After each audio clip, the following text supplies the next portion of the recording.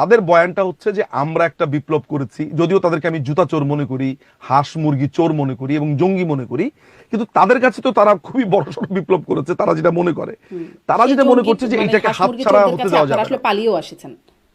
কোনটা? মানে সেই হাঁস মুরগি চোর যাদেরকে আপনি মনে করেন যে এই হাঁস বিপ্লবীদের মুরগি চোর যদি কেউ মনে করে যে নিজে চুরি করে সে অন্যকে পালিয়ে গেছে, এটা বললে হবে? ক্ষমতায় তো থাকতে পারলেন দেশের না, মানে দেশের দায়িত্বটা তো ছেড়ে দিয়ে সেনাবাহিনী, আসতে হলো। দেশের সেনাবাহিনী, দেশের সেনাবাহিনী, বিমান বাহিনী নিরাপদ স্থানে তাদের ভেহিকেল দিয়ে, এরোপ্লেন দিয়ে কাউকে একটা জায়গাতে রেখে আসা যদি পালানো মনে করে কেউ, তাহলে তার মাথার সুস্থতা নিয়ে আমার প্রশ্ন আছে। হ্যাঁ, পৃথিবীতে সেনাবাহিনী কোথাও অন্য শুনেছেন জায়গায় রেখে যে আসতে বাধ্য পৃথিবীর হলো কেন? পৃথিবীর কোনো আর উনি তো স্বেচ্ছায় চলেও আসলেন না, মানে এমন তো না যে তিনি বলেছেন আমি এখন চলে যাব। তিনি বলছেন যে তিনি আসতে চাননি।